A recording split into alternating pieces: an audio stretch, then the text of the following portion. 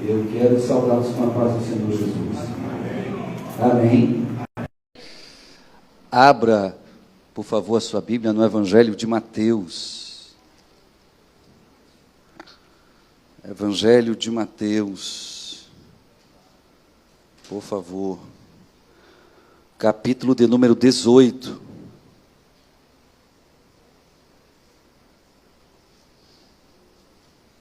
Evangelho do nosso Senhor Jesus, segundo escreveu o apóstolo Mateus, capítulo de número 18.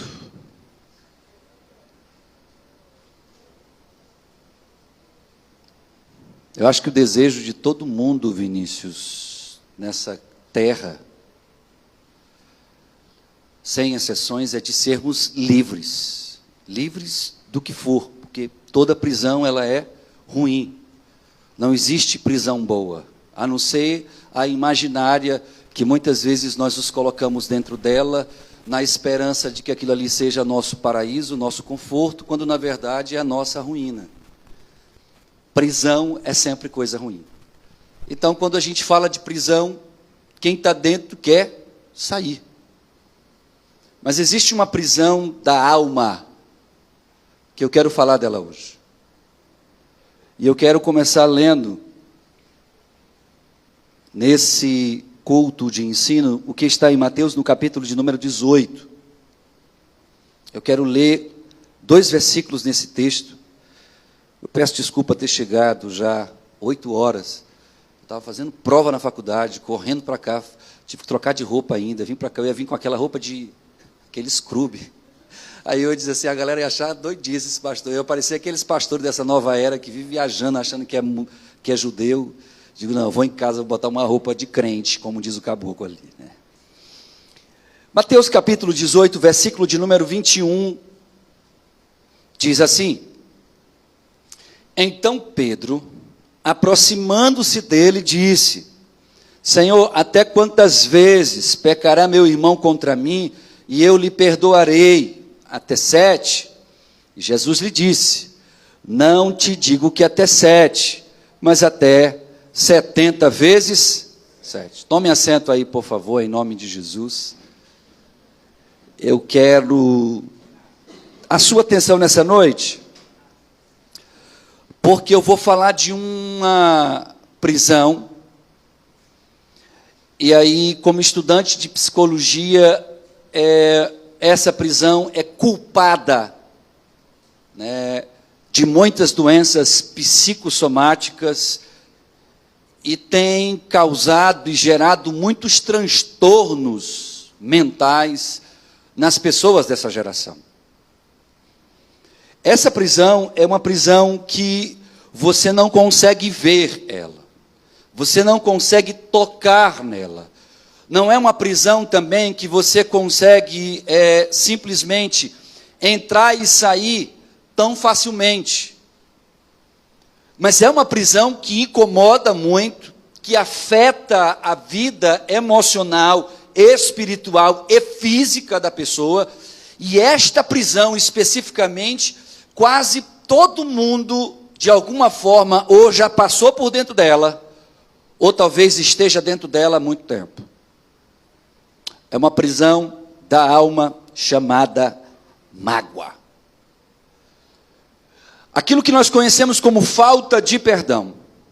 Eu quero falar disso nessa noite, e a gente vai navegar em vários textos nesta noite, então mantenha a sua Bíblia aberta, porque esse versículo é extremamente incompleto quando a gente lê ele fora das circunstâncias em que ele está. Esse versículo 21, quando Pedro chega para Jesus e fala sobre perdão, ele questiona Jesus dizendo: Jesus, quantas vezes eu devo perdoar o meu irmão? Eu devo perdoar 7? E Jesus faz um trocadilho com ele. Não, tu não vais perdoar 7, tu vais perdoar 70 vezes 7. Para quem está vendo isso aqui, parecem serem só números. 7 e 70 vezes 7, que dá quanto? 490. Então, quando você vê esses dois números aqui caindo de paraquedas no texto, parece que esses números, eles são números aleatórios. Parece que quando Pedro escolhe o número 7, é só porque é 7. E quando Jesus responde isso, multiplicando por 70, também parece ser só uma conta básica para dizer você deve perdoar o tempo todo. Mas é muito mais do que isso. E naquela época os judeus entendiam o que Jesus estava falando. E Jesus entendeu a pergunta de Pedro. Quando se falava de 7, se falava de totalidade. Era uma expressão de máximo. É como se eu dissesse, olha, é o meu limite. Por isso que Deus, ele descansa no 7º dia, e em 6 dias cria o universo, e no 7º ele descansa dizendo assim, acabou, finish, terminou, não há mais o que ser feito, não há mais por que continuar. 7 era aquele ponto máximo, era o limite que existia. Nós estamos com o sonoplasta aqui na igreja, estamos, irmãos? Não sei se o sonoplasta está aqui. Está aqui? Eu preciso de retorno aqui para mim, por favor. Me ajuda aí me dando um retorno, minha voz. Eu estou forçando bastante a minha voz aqui. E percebo já eu forçando a garganta aqui. Bem, quando a gente... agora tu não teve pena não do teu pastor, né? É aquela história lá do camarada que... não é 9, é 90, né, não, meu irmão? Douglas, tá bom. Aí ele vai dizer assim, já estava assim, não estava não, meu irmão, glória a Deus. Mateus capítulo 18, no versículo 21, há um diálogo entre Pedro e Jesus muito curioso. E eu quero falar disso porque o tema dessa ministração que eu trouxe, e eu já estou desenvolvendo essa ministração, já tem mais de uma semana escrevendo ela, você quer ser livre? Eu pergunto a você, você quer ser livre, sim ou não? Sim ou não? Se você deseja ser livre, você precisa perdoar. Não há como ser livre sem perdão. E o que Pedro está falando aqui, você só entende se ler o contexto. Você só compreende do que Pedro está sendo instigado, porque que ele é incomodado a falar com Jesus sobre perdão, e dizer, tá, Jesus, beleza, tu está falando sobre isso, já há alguns versículos, por assim dizer, nessa história que está sendo contada, mas eu quero saber, eu perdoando 7 vezes, tá beleza? Porque até onde eu aprendi como judeu, se eu estou fazendo 7 vezes alguma coisa, eu estou fazendo o limite do que posso. Se eu empresto 7 vezes, eu não empresto uma 8ª vez. Se eu pego uma 7ª vez, eu não pego uma 8ª vez. Se eu dou uma 7ª vez, eu não vou dar uma 8ª vez. O meu limite é 7. E aí, Jesus, então eu também devo perdoar 7 vezes. E Jesus multiplica isso por 70. Ele dá para ele 10 vezes mais aquilo que ele está pedindo. E ele queria se limitar a estes 7. Quando você vê Jesus multiplicando os 7 por 70, há todo um contexto que tem a ver com todo aquilo que Israel passou desde a saída do Egito até a constituição da lei. E eu poderia perder aqui um culto inteiro falando só sobre os 70 vezes 7. Mas não é esse o meu objetivo. Porque no fim o que eu iria te dizer é que Jesus estava tentando ensinar para Pedro que perdoar é algo que deve ser praticado sempre, que é algo que eu devo fazer sempre. E aí eu vou lhe falar uma coisa, dificilmente você vai conhecer alguém que te feriu na mesma coisa 490 vezes. Dificilmente você vai poder testemunhar de alguém que por 490 vezes te pediu perdão especificamente pela mesma coisa. E se você trouxer a memória, eu desafio alguém aqui na igreja e dizer assim, pastor, tem, o meu marido 490 vezes me pediu perdão pela mesma coisa. É mentira. Porque Jesus, quando estava falando sobre isso, ele estava tentando dizer que eu dificilmente vou precisar perdoar pela mesma coisa para o resto da vida alguém, mas ele está dizendo, quantas vezes for necessário eu perdoar, eu devo perdoar. Só que eu preciso entender porque que Jesus está falando isso, e essa parada é massa. Isso é legal de tentar entender. Quando a gente olha para Jesus falando, perdoa aquele que te feriu 490 vezes, você olha para mim, e eu olho para você, e eu olharia para Jesus assim, pô Jesus, fala sério. Camarada me fere 490 vezes e eu vou ter que ainda engolir esse sapo salgado aqui, goela abaixo. Eu ainda vou ter que conviver com esse camarada, eu ainda vou ter que conviver com essa mulher, eu ainda vou ter que me relacionar com esse ex-amigo, eu ainda vou ter que olhar na cara desta pessoa que por 490 vezes anda me magoando. O que Jesus está fazendo nesse texto é algo que vai além daquilo que você consegue entender. E aí eu preciso da sua atenção para você compreender o que Jesus está ensinando para Pedro. Pedro está tentando criar uma forma de se livrar do problema. O que Pedro está dizendo para Jesus é: Jesus, beleza, 7 vezes resolvi, não é mais problema meu, ele que se lasque para lá. Jesus está dizendo assim: tu não está entendendo o negócio, tu tem que perdoar 490 vezes. Agora imagina Pedro olhando para Jesus, e ele dizendo para Pedro: olha, tu tem que perdoar 490 vezes a pessoa que te magoou. Eu olharia para Jesus e disse: pô, Jesus, fala sério, se 7 vezes já é dificílimo, imagina 7 vezes eu lhe feri na mesma coisa, do mesmo jeito que você sentou comigo na primeira vez e pediu, não faça isso de novo, porque isso me magoa, isso me fere. Eu faço uma segunda vez, seja sincero, será que eu conseguiria chegar na 7ª com você? Sim ou não? Sinceramente, não. Porque quando chegasse na 4ª vez, a gente normalmente também é meio cabalista por natureza, então na 3ª a gente já diz assim na cara: meu irmão, é a 3ª vez que você faz isso comigo, que você me fere na alma. Quando se fala de perdão, nós não estamos falando de alguém que apenas te causou um dano, nós estamos falando de alguém que lhe magoou. Por isso a necessidade do perdão. Por isso que um pedido de desculpas não resolve. Por isso que eu preciso entender o que Jesus está tentando ensinar sobre o perdão. E para você entender o que é isso, você precisa se colocar na condição de Pedro. Pedro era um cara sanguíneo. Era um cara que não guardava almoço para janta. Era um pastor Juarez da vida. O cara não guardava almoço para janta. O que tinha de resolver, já resolvia logo. E se não tivesse resolver, não resolvia também. Mas o problema de pessoas sanguíneas, como eu, como Pedro, e como alguns aqui, como o Hilton, como outros tantos, é que nós temos a mesma dificuldade que muitos têm para lidar com o problema. A gente já quer resolver por ser sanguíneo, mas nós temos uma grande vantagem.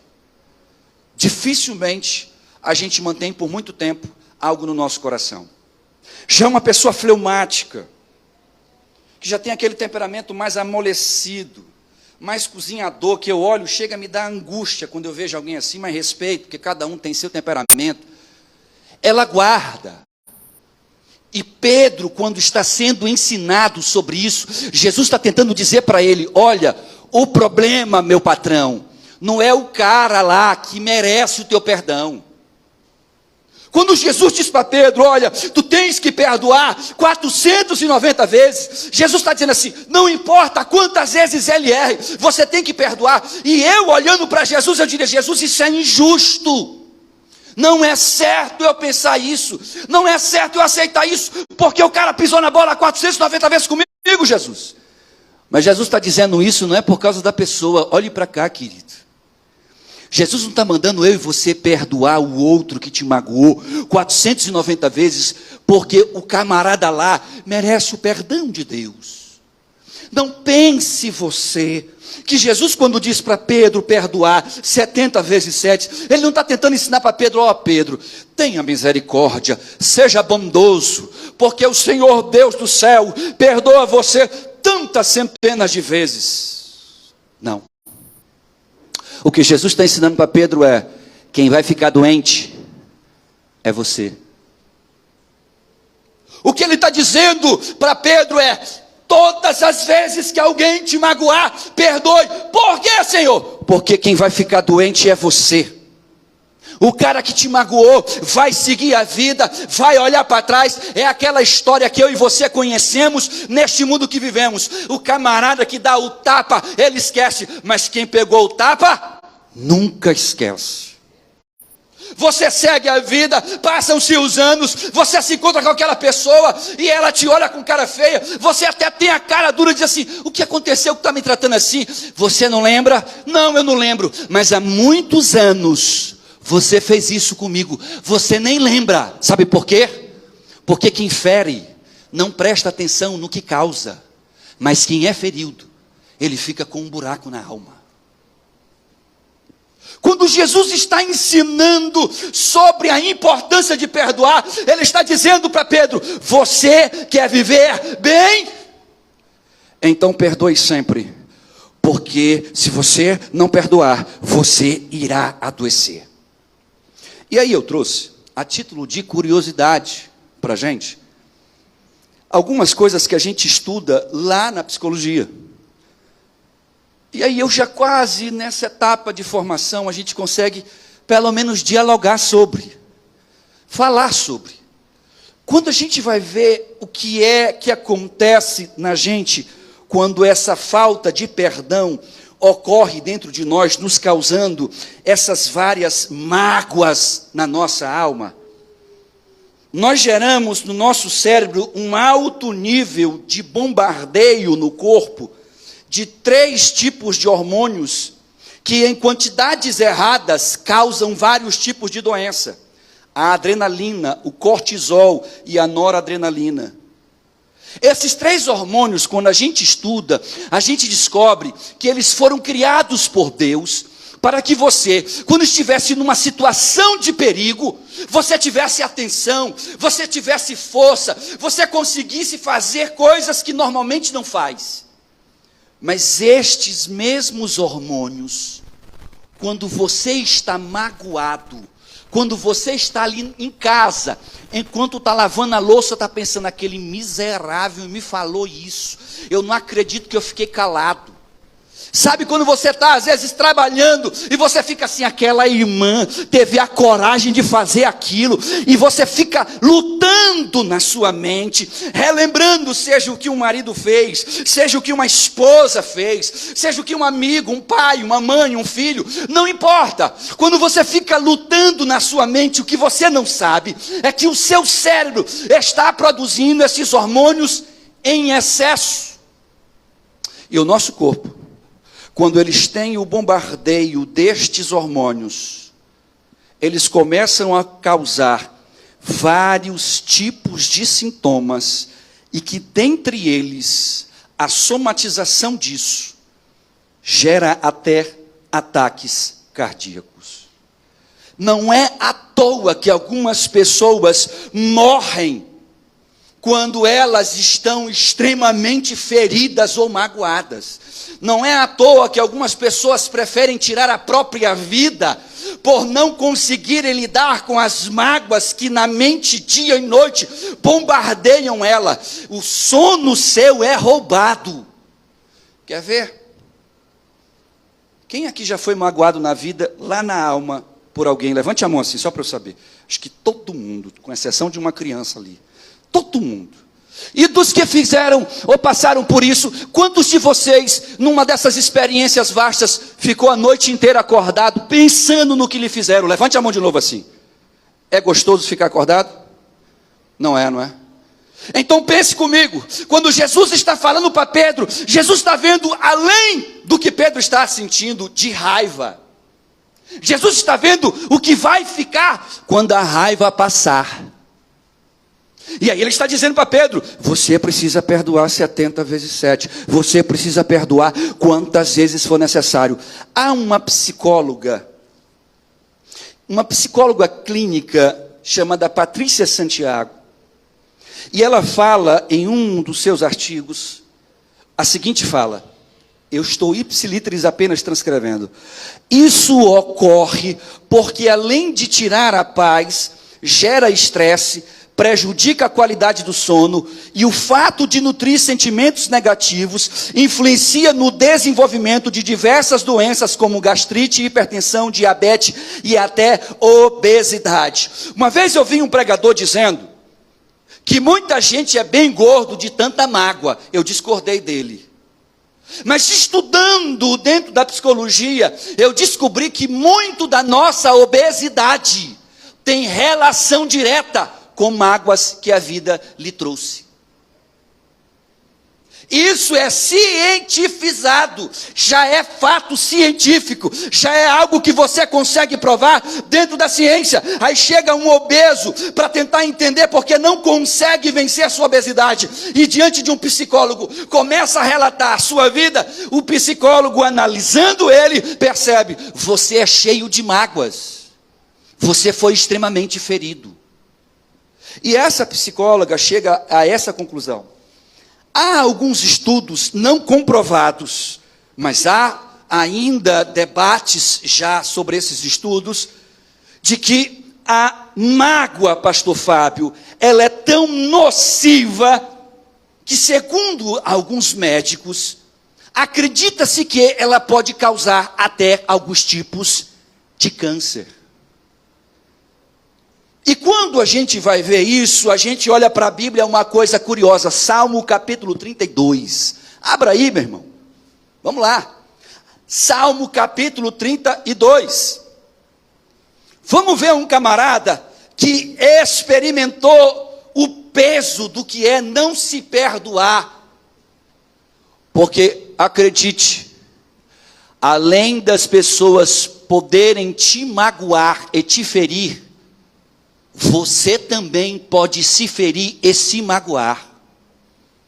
E quando você não consegue se perdoar, dificilmente você conseguirá perdoar o outro.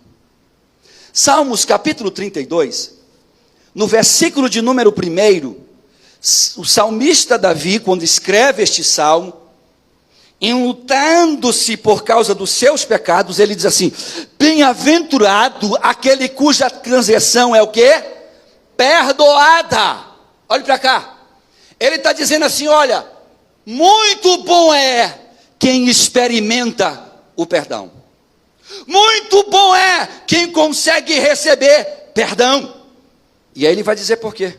Versículo de número 2: bem-aventurado o homem a quem o Senhor não imputa maldade, em cujo espírito não há engano. Quando eu guardei silêncio, envelheceram-se os meus ossos pelo bramido em todo dia. Você sabe o que ele está dizendo? Enquanto eu fiquei ali, remoendo, guardando aquele sentimento, não permitindo-se nem se perdoar e nem perdoar o outro, não permitindo-se ser livre desta angústia de alma, ele estava dizendo: os meus ossos estavam secando. E quando um judeu olha para essa circunstância aqui, ele olha como se alguém estivesse com o que a gente conhece hoje como osteoporose.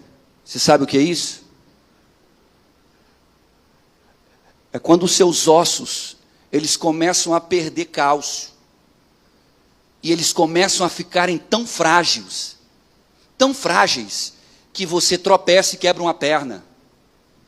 O que você pulava antigamente, você não consegue pular. O salmista Davi está dizendo que o fato dele não saber lidar com essa questão que é o perdão, adoecia ele fisicamente, não era só espiritualmente. E tem um detalhe, eu quero tentar falar sobre isso, mas a gente precisa entender o contexto desta história de Pedro. Mateus capítulo 18, vamos lá. Mateus capítulo de número 18. Vim salvar peles hoje aqui, aleluia. Glória a Deus. Mateus capítulo de número 18, versículo de número 15, olha a contextualização do que leva Pedro a questionar Jesus. Jesus, eu tenho que perdoar quantas vezes mesmo? É 7. E Jesus disse: não, meu filho, perdoe sempre. Perdoe quantas vezes chegar, para você não adoecer, porque quem vai ficar doente é você. O outro vai seguir, mas você vai adoecer. Olha de onde surge essa conversa, porque essa conversa lá no versículo 21, ela não se inicia no 21.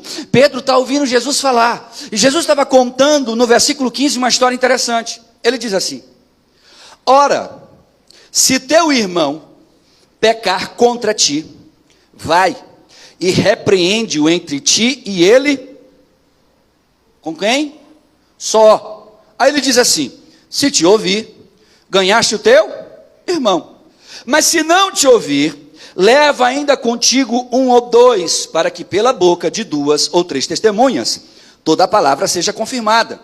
E se não as escutar, dize-o à igreja. E se também não escutar a igreja, considera um gentil e publicano. Aí ele diz: em verdade vos digo que tudo isso aqui é sério. Que tudo que ligardes na terra será ligado no céu. E tudo que desligardes na terra será desligado no céu. Também vos digo, se 2 de vós concordarem na terra acerca de qualquer coisa que pedirem, isso lhes será feito por meu Pai que está nos céus. Porque onde estiverem 2 ou 3 reunidos em meu nome, aí estou no meio deles. Olhe para cá. Nós usamos esses textos a vida inteira de forma errada. Aqui a gente fala assim, porque a gente sabe que Jesus é onisciente, amém? Que ele é onipresente, amém? Onipotente, ele está em todo lugar, sim ou não? Sim. Se eu sei que ele está em todo lugar, você sabe. E os apóstolos entenderam pela graça divina que na ressurreição ele sobe para ser assunto aos céus e ele mesmo se aponta dizendo: eu e o Pai somos um só.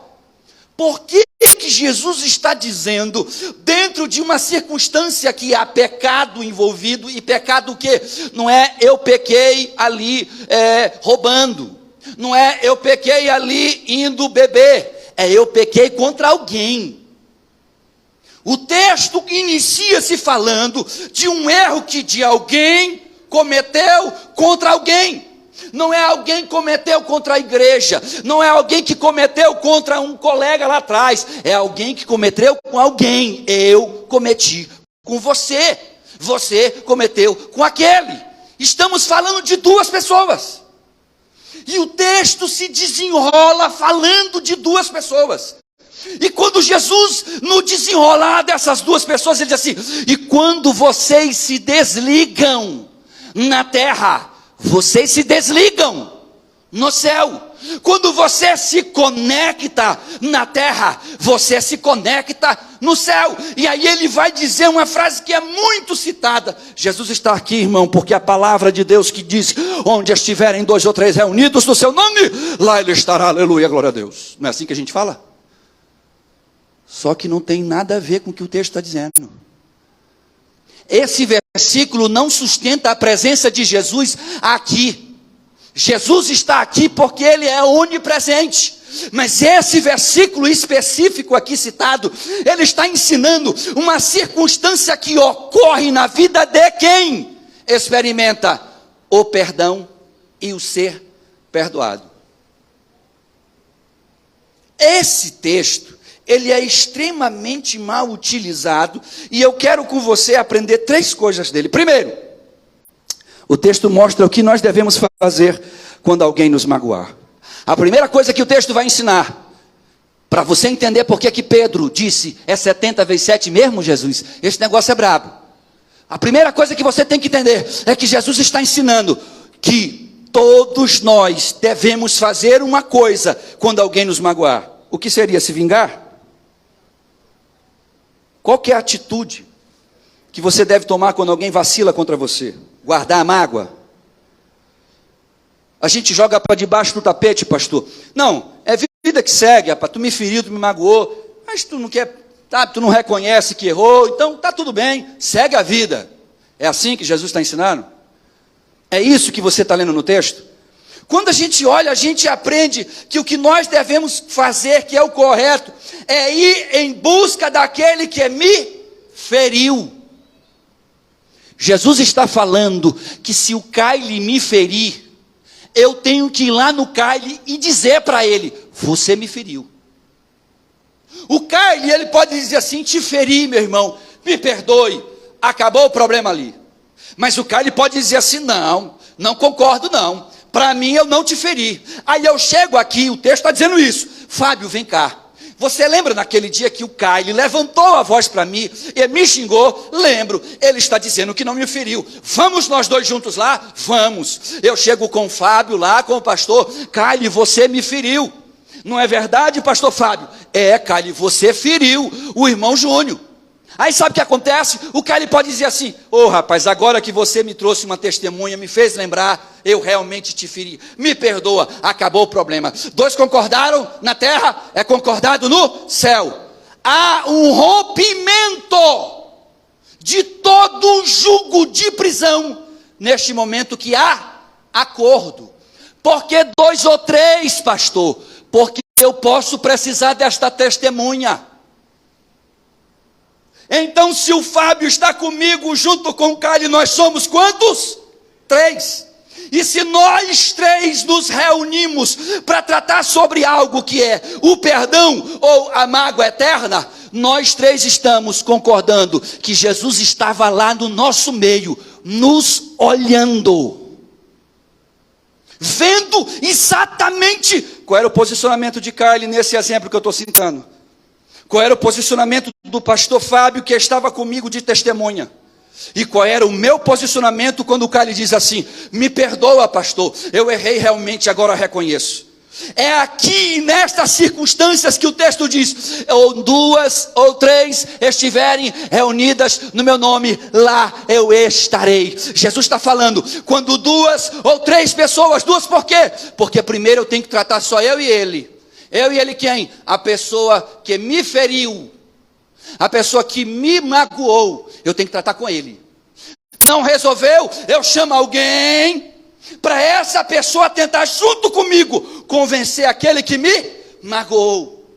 E se eu consigo convencer, sendo só 2 pessoas, Jesus está lá no nosso meio, louvado seja Deus.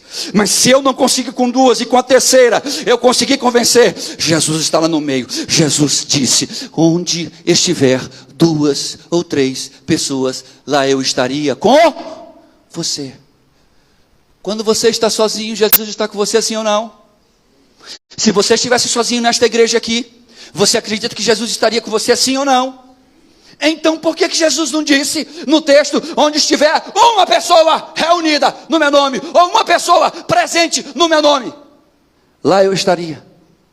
Por que Jesus faz questão de dizer 2 ou 3? Porque ele cita 2 ou 3 pessoas no texto. Primeiro, para resolver o problema. Porque quando chega a nível de igreja, quando o Kylie me magoou e não me ouviu, não ouviu também a minha testemunha Fábio, eu chego diante de uma assembleia. A assembleia era um tipo de sinédrio, era como se fosse uma igreja aqui.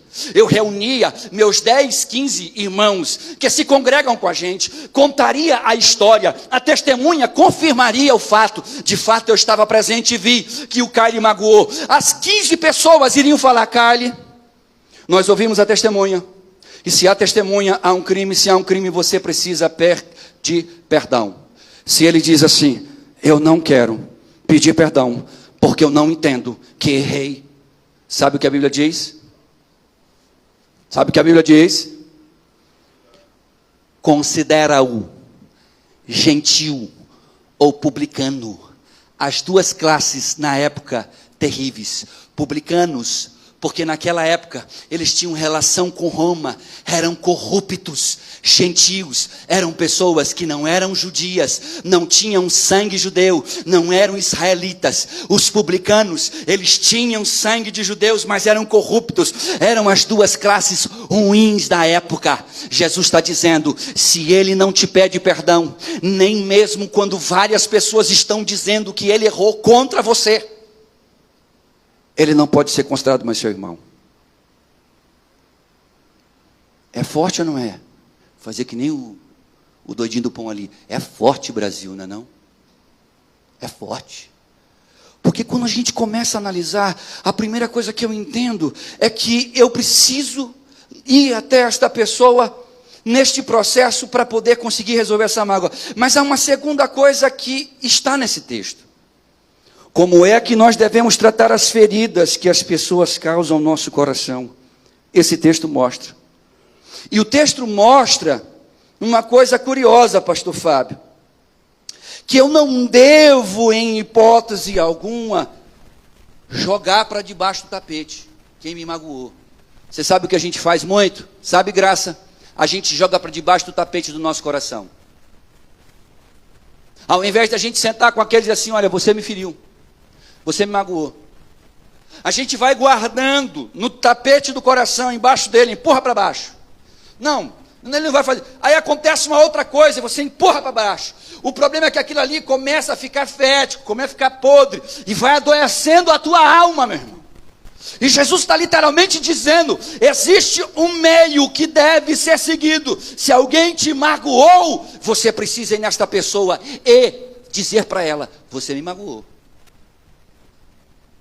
Nas igrejas neopentecostais a gente aprende assim, libere perdão. Não é assim que a gente aprende? A gente aprende desse jeito assim, se ele não lhe pedir perdão, perdoe a si mesmo. Não é assim que a gente aprende? Não é desse jeito? Mas sabe o que o texto está dizendo?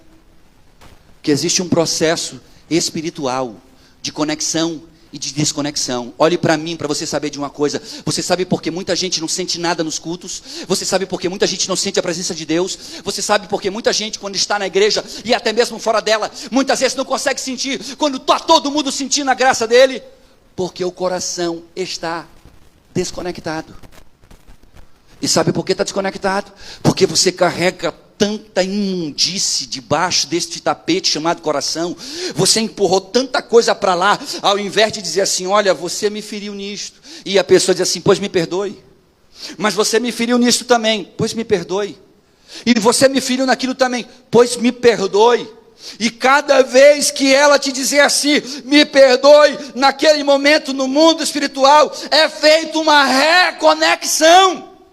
E aí quando a Bíblia diz, quando dois concordam na terra, é concordado no céu, ele está dizendo assim, há acordo. Eu tratei, meu irmão, eu resolvi o meu problema com aquele que me magoou, não há mais pendências, o céu está liberado, para suas bênçãos estar sobre a minha vida. Agora quando dois não concordam na terra, a Bíblia diz que há desconexão. Não há concordância no céu. Senhor, me abençoa. Não. Senhor, me ajuda. Não. Me cura, Senhor. Não. Por que eu vou te curar? Não, Senhor, me abre uma porta de emprego. Não. Mas por que, Senhor, que as bênçãos de Deus estão sendo derramadas naquela família lá e em mim não estão? Porque aquela família, ela não carrega o que você carrega no seu coração. Isso é sério ou não é? E faz sentido, o que é pior. Porque a gente começa a olhar e diz assim, meu Deus, o pior que é mesmo. E essa resposta que o nosso Espírito começa a dar para a gente, como o entendimento da própria palavra de Deus, nos faz a querer ter uma mudança nas nossas atitudes. Esse texto, pastor Fábio, é utilizado a vida inteira pelas igrejas para justificar a disciplina. Totalmente errado.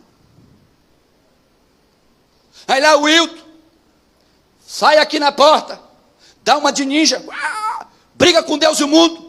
Aí eu olho, opa, a Bíblia diz para eu chamar a igreja. Olha aqui o texto. Ele pecou contra quem? Foi contra a igreja? Foi contra você? Ele pecou contra quem quando ele estava brigando? Contra com quem ele estava brigando. Quando ele virou para você, ele lhe bateu?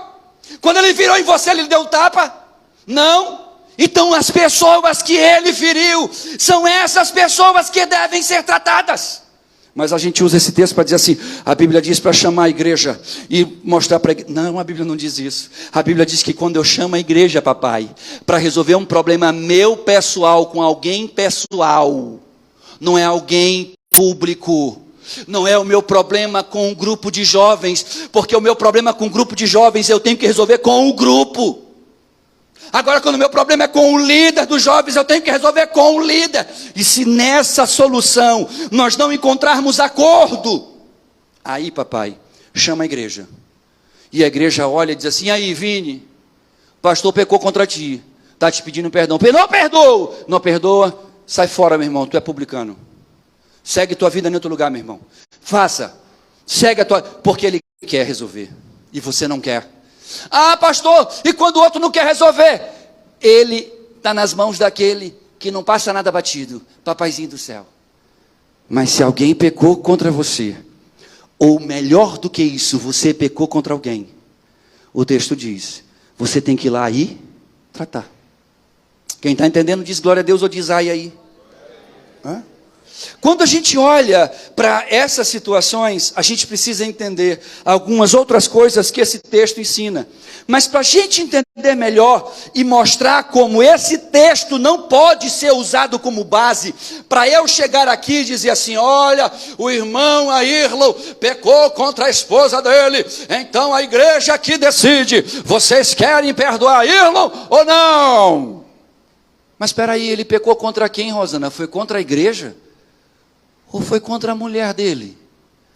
Então quem é que tem que perdoar ele? É a igreja? Ou é a mulher dele? Quem é que tem que resolver essa parada? É a igreja ou é a mulher dele? E quando a gente vai olhar para o texto e começa a entender isso, a gente tem que buscar nas cartas paulinas, que é o subsídio doutrinário para sustentar aquilo que Jesus falava. Abra em 2 Timóteo capítulo 2, por favor. 2 Timóteo, eu acho que eu nem consigo terminar essa ministração. Mas quarta-feira que vem é prova, e aí é só Jesus na minha causa. 2 Timóteo capítulo 2, versículo de número 24, diz assim: e ao servo do Senhor não convém contender, mas sim ser manso para com todos, apto para ensinar, sofredor. Hoje um irmão me manda uma mensagem, olha para cá, eu vou só abrindo parênteses, porque talvez Deus queira falar com alguém aqui nesse culto, ou alguém que está me assistindo. O irmão mandou uma mensagem para mim e disse assim: pastor, eu estou muito triste, porque eu estou sendo injustiçado, porque eu não fiz esta coisa errada, mas estou pagando o preço. Eu disse: dê glória.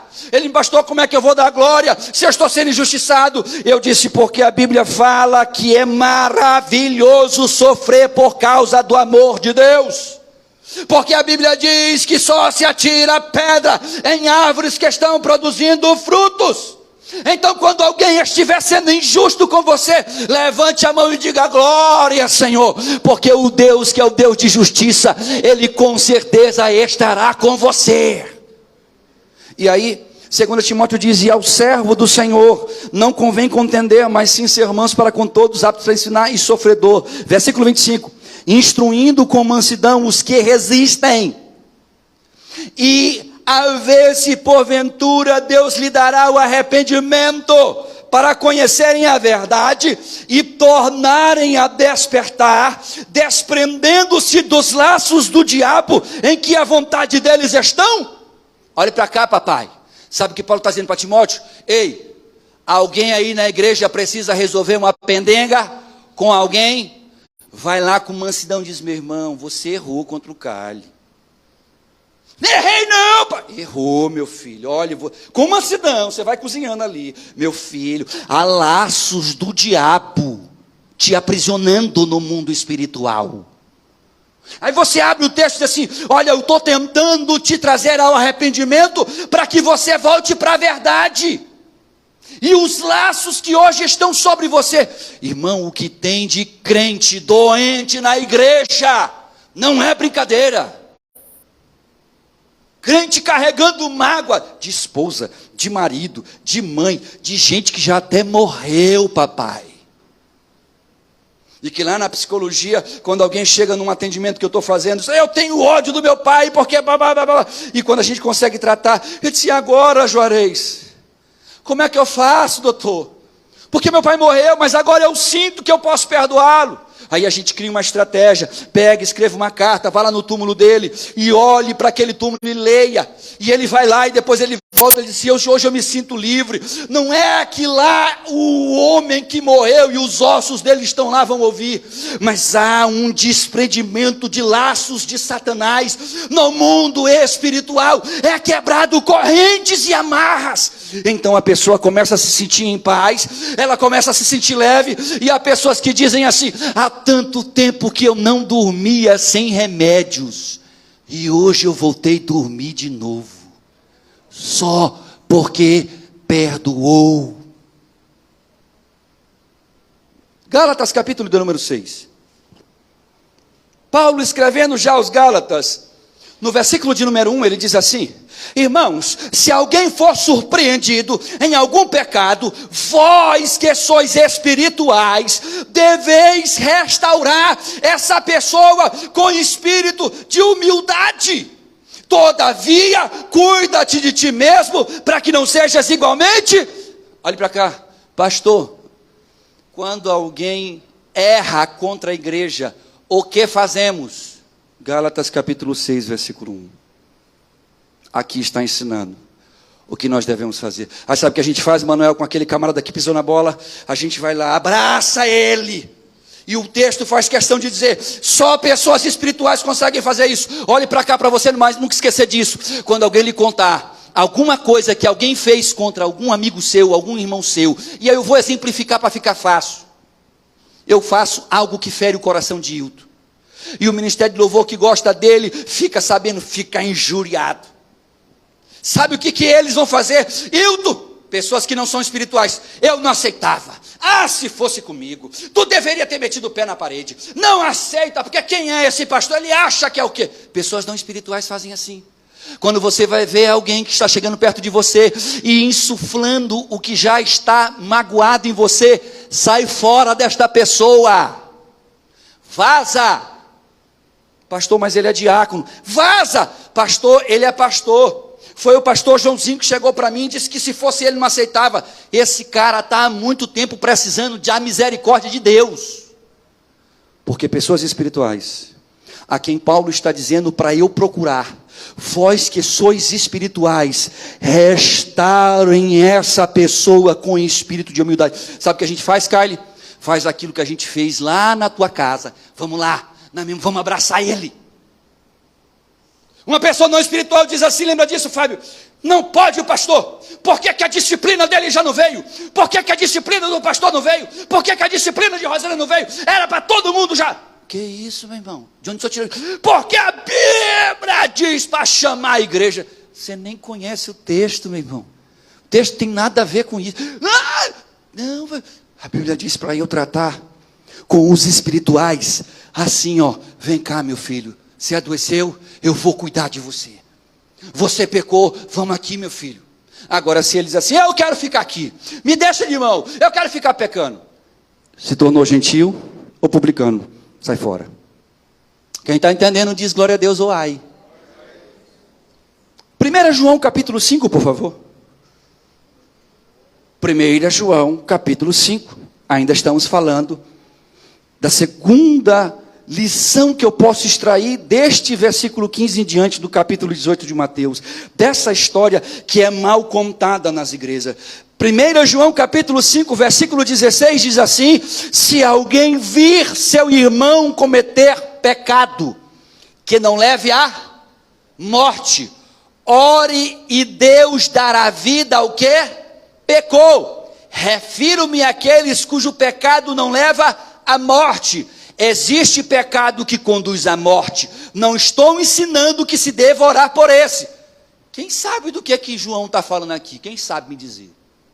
Que pecado é esse para a morte aí, papai? Qual que é o pecado, Nasa? Que se eu cometer ou você cometer, já era. Nem oração a gente pode receber. Contra quem? Se você pisar na bola contra o Espírito de Deus. Se você, quando a Bíblia fala blasfêmia contra o Espírito Santo, a gente acha que a gente está olhando ali o Espírito Santo. Eu olhei para ele e disse assim, seu filho disso, que é xingamento. A blasfêmia contra o Espírito Santo é você experimentou, você sentiu, você o percebeu, você teve dele a limpeza e você agora nega a sua existência. Não acredito em Espírito Santo nenhum. Foi uma lavagem cerebral que fizeram na minha cabeça. Aqueles arrepios que eu sentia, era tudo processo hipnótico. Nunca mais haverá perdão para você. Não é aquele que peca, porque toda vez que você peca, papai, você peca contra a pessoa, você peca contra Deus Pai, Deus Filho e Deus o quê? Espírito. Então, se pecar contra o Espírito Santo me levaria à morte espiritual, tinha alguém vivo nessa igreja? Ninguém. Então, a blasfêmia contra o Espírito de Deus é um dia você ter conhecido Ele, ter sido convertido por Ele, ter sido renovado e limpo por Ele, e de repente abre a boca para falar dEle. Não acredito nisso não, mas tu não sentiu. Isso era tudo coisa do diabo. Do diabo? Meu irmão, eu estou fora, não quero nem andar contigo. Vaza, porque isso contamina. Morte está aí, isso vai apodrecer, vai me contaminar também. 1 João está dizendo, por esses você nem ora. Mas espera aí, Lília. E se a pessoa pecou, e o pecado dela não foi contra o espírito, não é para a morte? O que é que o texto diz que eu tenho que fazer? Orar para Deus matar? Ora para Deus levar essa mulher miserável? Ora para Deus levar esse marido, filha da mãe? Ora para Deus levar esse namorado que não se converte. Ora pelo quê, Senhor? O texto está dizendo, ora para que Deus possa dar o quê? Vida. Quantas vezes a gente diz assim, Senhor, faz justiça com aquela pessoa que me magoou. Eu estou pedindo para Deus o quê? O amor, a vida e o perdão de Deus. Eu estou pedindo para Deus fazer assim, ó, leva esse miserável, Senhor. Leva.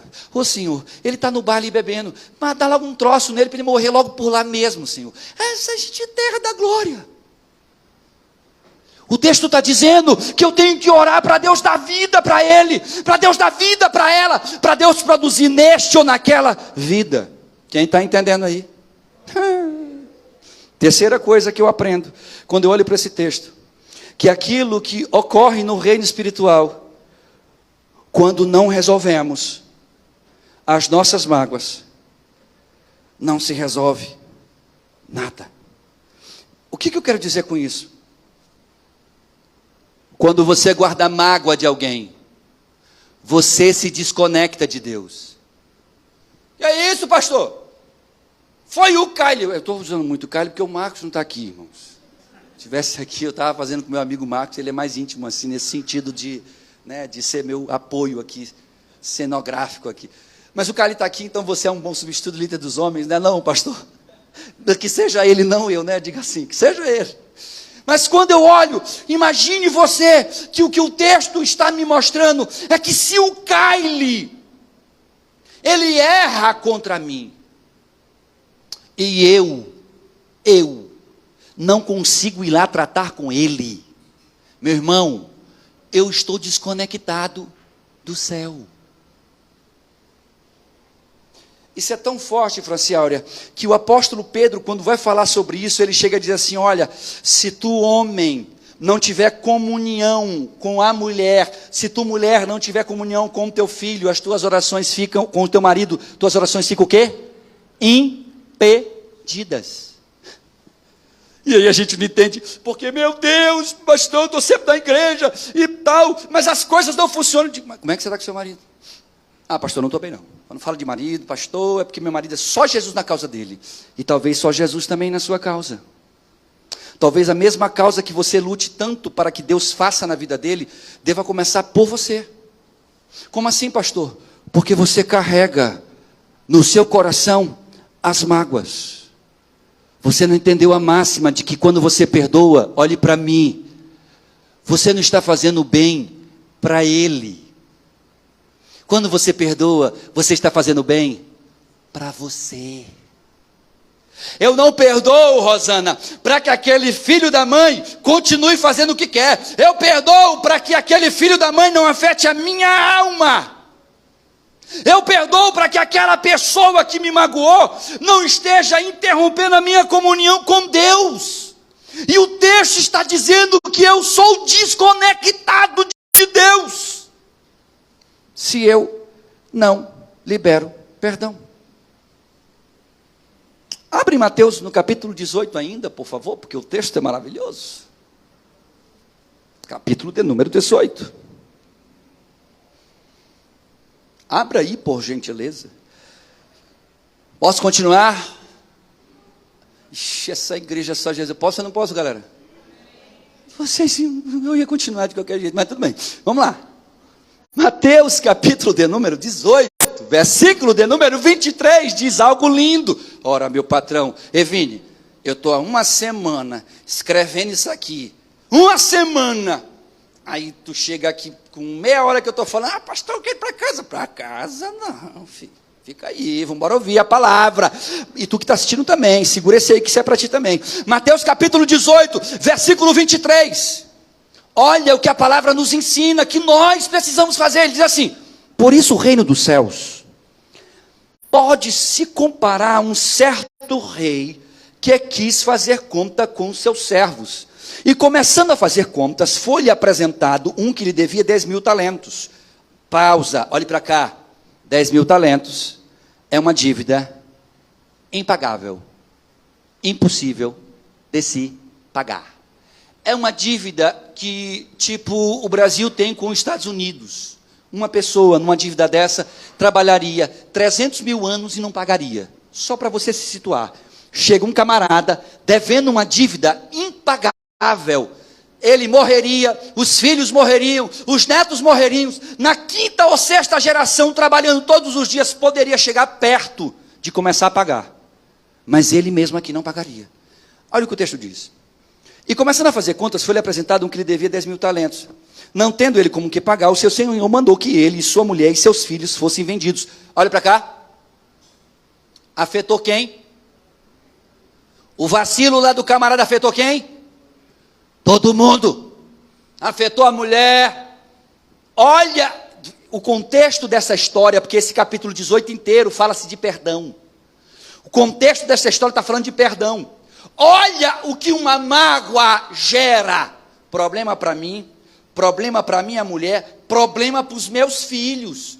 Não tem nada a ver com babado, papai, mas vai pagar na roça. Você guarda a mágoa de alguém, o maridão vai pagar. Ah, você guarda a mágoa de alguém, a esposa vai pagar. Porque se você carrega algo dentro de você e você não liberta-se disso, você não se livra disto, quem está contigo fica na amarra, dançando o jogo do laço do diabo. Olha para o texto, porque o texto é lindo. O texto, versículo 25. E não tendo ele com que pagar, seu senhor mandou que ele, sua mulher, seus filhos fossem vendidos, com tudo o que tinha, para que a dívida fosse paga. Então aquele servo, prostrando-se, o reverenciava, dizendo: Senhor, seja generoso para comigo, e tudo te pagarei. O cara ainda era mentiroso, papai. Ele ainda desdobrou aqui. E o texto faz questão de mostrar que nós fazemos isso com Deus. E fazemos muito isso com Deus. Olha lá, versículo 26. Então aquele servo se prostrando, reverenciava, dizendo: Senhor, seja generoso comigo, porque tudo te pagarei. Então o senhor daquele servo, movido de íntima compaixão, soltou e perdoou-lhe a dívida. Saindo, porém, aquele servo encontrou um dos seus conservos, que lhe devia 100 dinheiros. 100 dinheiros equivale mais ou menos a 30, 35 dias, 40 no máximo de trabalho, naquela época. Era mixaria. Mas diz o texto assim: encontrou aquele servo, um dos seus conservos, que devia 100 dinheiros, e lançando mão dele, sufocava-o, dizendo: paga-me o que deves. Então seu conservo, prostrando-se aos seus pés, rogou-lhe, dizendo: seja generoso comigo e tudo te pagarei. E esse estava falando a verdade. Versículo 30. Ele, porém, não quis, antes foi lançá-lo na prisão até que pagasse a sua dívida. Vendo, pois, os seus conservos o que acontecia, contristeceram-se muito e foram declarar ao seu senhor tudo o que se passara. Então o seu senhor, chamando na sua presença, disse: servo malvado, perdoei-te toda aquela dívida, porque me suplicaste. Não devias tu igualmente ter compaixão do teu conservo, como eu também tive misericórdia de ti? E indignado seu senhor o entregou a quem? A quem aí na sua Bíblia? Aos tormentadores. Eu poderia até explicar o que eram estes na prisão.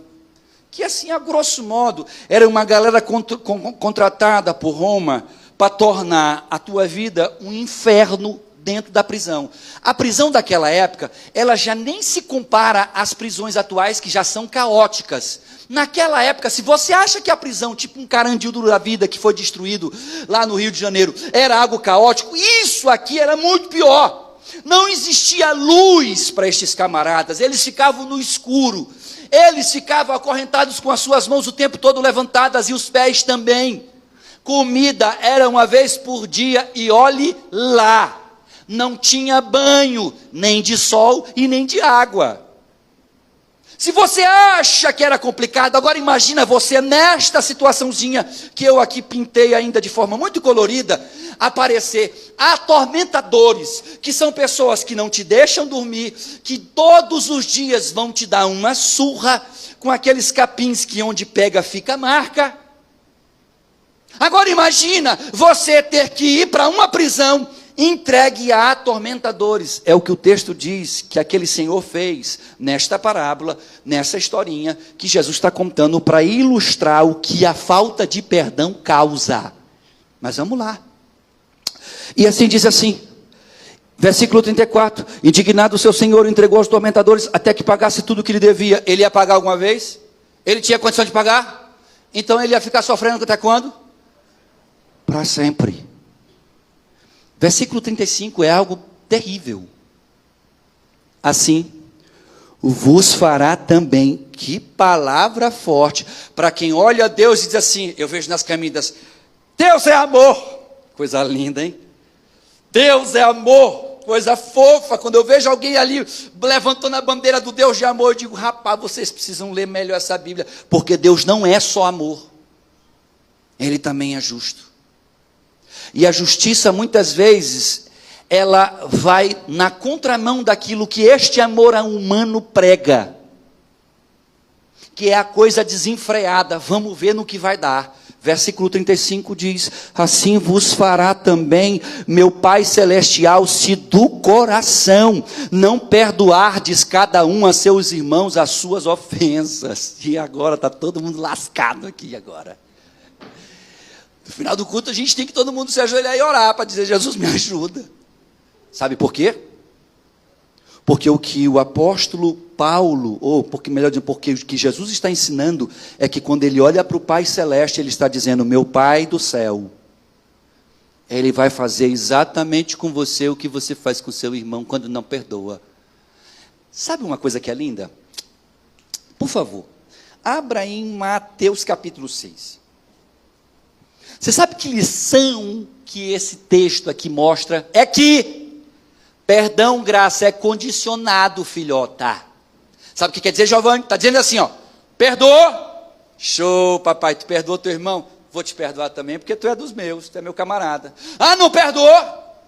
Sofre. E sofre o tormento. Cara, a psicologia vem do século XVIII para cá, e explicar o que Jesus já falava há 2000 anos e tanto atrás.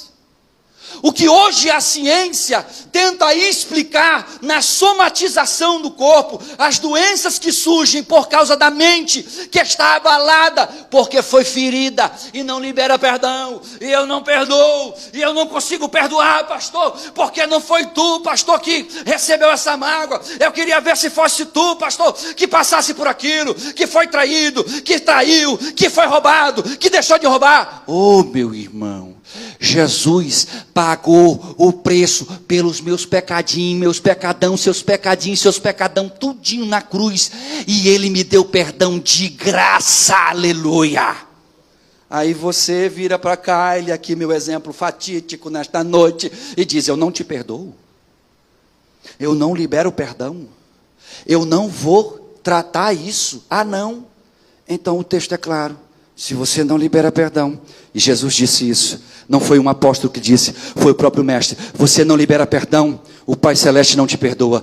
E aí, irmão, é por isso, filho, que muita gente que a gente conhece, anda com o coração entupido de coisa ruim, anda com a cara até o tempo todo amarrada, embrutecido, você olha para a pessoa, se sente até uma energia ruim, você dá até uma esquivada, ixi, fulano veio por aí, lá vem aquele irmão, sai que aquele irmão é negativo. Por quê, pastor? Porque a Bíblia mostra que se ele carrega isso, Deus não o perdoa. Então, toda vez que você dobrar o joelhinho para falar com o Papai do Céu, olhe para Mateus capítulo 6 e faça isso. Diz assim, capítulo 6, versículo 9. Oh, oração bonita essa aqui, essa oração eu boto a fé nela. Versículo 9 de Mateus 6 diz assim, portanto vós, falando de nós, orareis assim, Pai nosso que estás no céu, santificado seja teu nome, venha o teu reino, seja feita a tua vontade, assim na terra como no céu.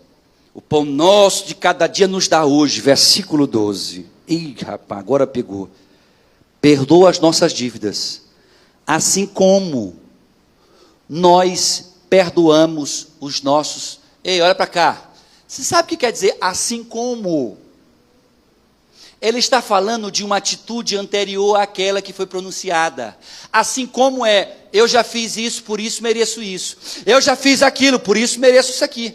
Eu já fiz isso, Jesus, então eu posso agora chegar diante de ti. Ele está dizendo assim, perdoa as nossas dívidas, assim como nós perdoamos os nossos devedores. Olha para mim, se ficasse o texto só aqui, você podia ficar assim, Senhor, eu esqueci de pedir perdão lá para o irmão, aí eu resolvo depois. E aí vai cozinhando Jesus e cozinhando Deus. Mas o texto não para aí.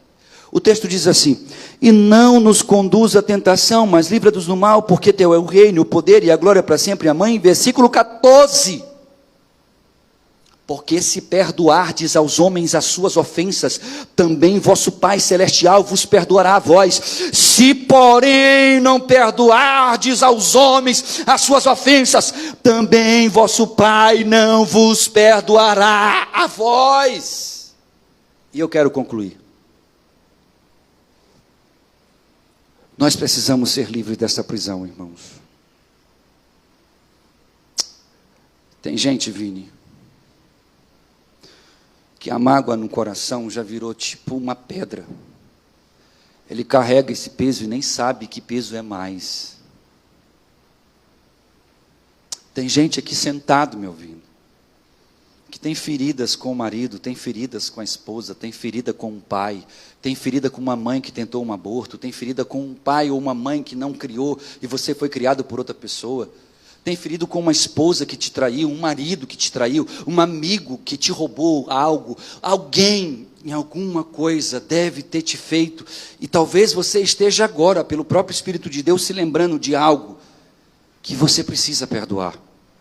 E que se não houver este perdão, não há como haver cura, não há como nós sairmos desta situação.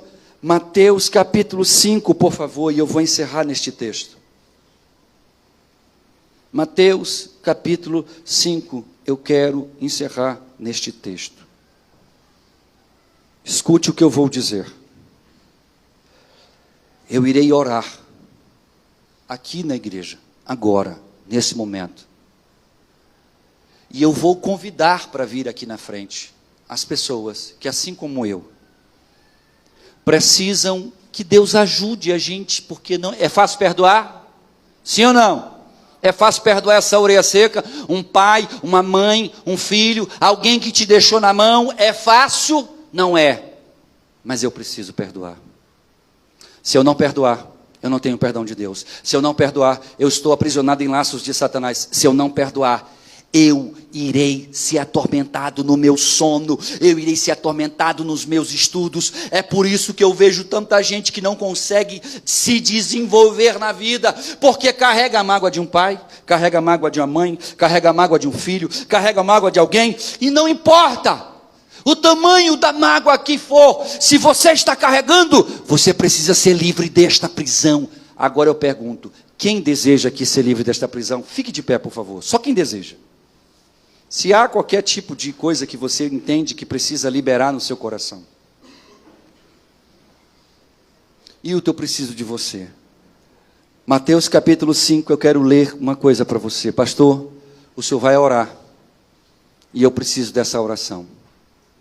Quem está me assistindo aí, pastor, o senhor vai orar e eu preciso dessa oração, porque eu carrego mágoas, eu carrego feridas de alguém, e que eu não tratei com essa pessoa, eu não resolvi com ela. E algumas pessoas que estão aqui, Rose, nem vão poder mais resolver porque já morreram. Não vão conseguir resolver porque é um pai que já se foi, é uma mãe que já se foi, é um amigo que já se foi, é uma esposa, é um filho, é alguém que você deixou na mão e que você não se perdoa. E eu disse esta semana passada para uma jovem lá na faculdade, quando ela, revoltada com Deus, ateísta, professa, mas depois descobre que no fundo ela não é que ela não acreditasse em Deus, mas ela tinha se magoado com Deus, porque Deus havia levado alguém que ela amava muito. Eu disse, você precisa perdoar Deus. Pastor, Deus não precisa do perdão de ninguém. É verdade, Ele não precisa. Isso seria uma heresia se eu não explicasse. Mas eu preciso. olhar para esse Deus, e quando eu digo perdoá-lo, não no sentido de que ele precisa, ou que ele me magoou, mas de eu entender aquilo que ele faz, na sua soberania, e deixar ele livre, para fazer aquilo que melhor lhe aprouver. E aí entenda, há coisas que eu e você carregamos, que nos impedem de caminhar, irmãos. Escute, isso é um peso que você pode soltar, é um peso que você pode largar, é um peso a menos que você pode dizer assim: eu não vou carregar isso, eu já tenho peso demais, eu já carrego uma cruz, eu já carrego tantas coisas, eu não quero carregar isto. Quando nós orarmos, eu quero ler com você o que diz em Mateus no capítulo 5, e eu quero aqui perguntar nessa noite: quem aqui precisa dessa oração? Saia do seu lugar, venha para cá comigo, por favor. Sem vergonha de nada, sem medo, dobre o seu joelho aqui. E quando você dobrar o seu joelho, eu quero lhe convidar nesse momento a dizer: Deus, eu preciso perdoar, Senhor. Eu preciso liberar esse negócio do meu coração.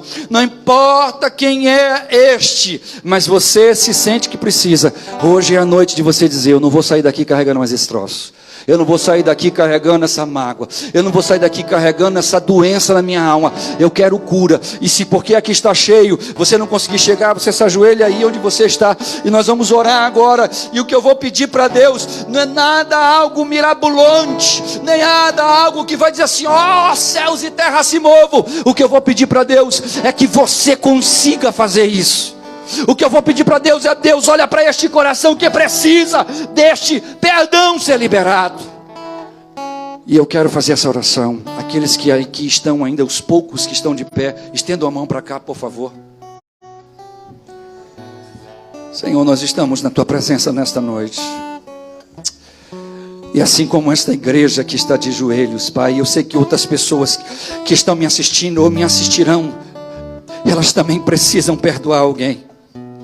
Elas precisam perdoar um abandono, elas precisam perdoar uma tentativa de aborto, elas precisam perdoar uma fala que feriu o coração, que neutralizou. Elas precisam perdoar pessoas que já se foram, Senhor. Elas precisam perdoar um marido que feriu, uma esposa que feriu, um amigo, Senhor, que deixou na mão. Nesta noite, Senhor, eu quero te pedir: só Tu podes tratar o coração e a alma do ser humano. Não há médico maior do que Tu. Não há medicina melhor do que a Tua. Nesta noite, na Tua presença, nós nos encontramos para te pedir que estas amarras de Satanás sejam todas nesta noite desfeitas. Eu não aceito e eu rejeito todos esses sentimentos nos nossos corações. Nesta noite, Senhor, eu quero te pedir liberdade para almas. Eu quero te pedir novamente que pessoas voltem a dormir, meu Pai. Há pessoas aqui que não dormem, Senhor. Não dormem porque estão feridas, não dormem porque estão magoadas, que precisam tomar um remédio, Senhor, para poder ter uma noite de sono. Deus, isso não é vida. Tu nos chamaste à liberdade, Tu nos chamaste para sermos livres, e a Tua palavra diz que se o Filho vos libertar, verdadeiramente sereis livres. Esta palavra, ela é libertadora. A Bíblia diz: conhecereis a verdade e ela vos libertará. Nós conhecemos a Tua palavra nesta noite. E nesta noite, no mundo espiritual, nós queremos romper estas barreiras. Nós queremos romper, meu Deus, estas janelas fechadas que estão diante de nós todos os dias. E nós queremos te dizer, Deus, no nosso coração, trata toda mágoa. No nosso coração, trata toda ferida. No nosso coração, aonde houver alguém nesta noite, Deus, que precisa de um milagre na alma, eu quero te pedir, Jesus, visita esta pessoa nesta hora, através do Teu Espírito que é santo. O Teu Espírito nos sonda e nos conhece. A Tua palavra salmodiada fala que Tu nos sonda e Tu nos conhece. Aleluia. Tu sonda, Deus. Tu és aquele Deus que sonda o íntimo, Pai. Tu és aquele Deus que visita a alma. És aquele Deus que conhece o nosso deitar e o nosso levantar. Que eu posso me esconder de Ti. Nunca ninguém se esconderá, Pai, porque Tu és aquele único que sonda corações, que nos visita nos lugares mais íntimos, que nos visita, Senhor, dentro do coração, que consegue entre juntas e medulas atravessar com a Tua palavra que sara, com a Tua palavra que cura. E nesta noite eu quero te fazer um pedido, Deus. olha para os nossos corações nesta noite e vem sarar. Peça para Deus: sara meu coração. Jesus, sara corações nesta noite. Sara, Senhor, corações nesta noite. Sara corações nesta noite. Espírito de Deus, eu estou te pedindo, sara corações nesta noite. Que em nome de Jesus, Pai, onde houver um coração aqui que precisa de cura, estende a tua mão para curar nesta noite. Limpa toda mágoa, limpa toda ferida, meu Deus, em nome de Jesus. Onde houver um coração que precisa perdoar, trata este coração agora e faz com que ele seja livre deste mal, livre desta mágoa, livre deste peso. Em o nome de Jesus, nós já repreendemos todas as amarras de Satanás. Nós ordenamos no mundo espiritual que todo acorrentamento nesta noite caia por terra agora. Toda a depressão gerada em o nome de Yeshua Mashiach,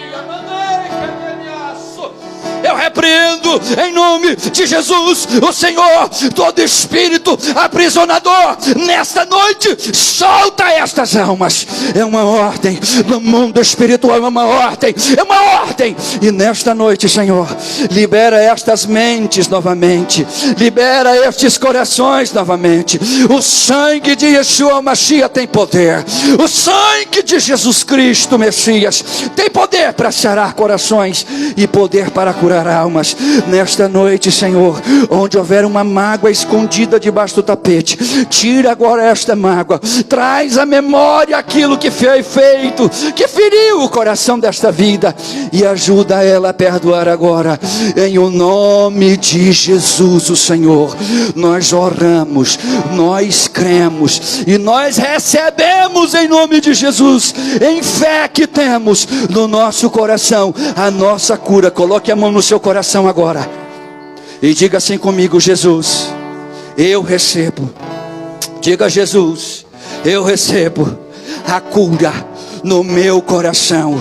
Eu recebo a cura de toda mágoa e eu perdoo aquele que me magoou.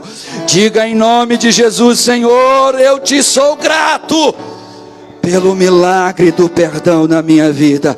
Agora dê glória a este Jesus, exalte este Jesus, aplauda este Jesus, glorifique este Jesus. Diga a Ele obrigado, porque Ele é o Deus que sara corações. Sonda-me, Senhor.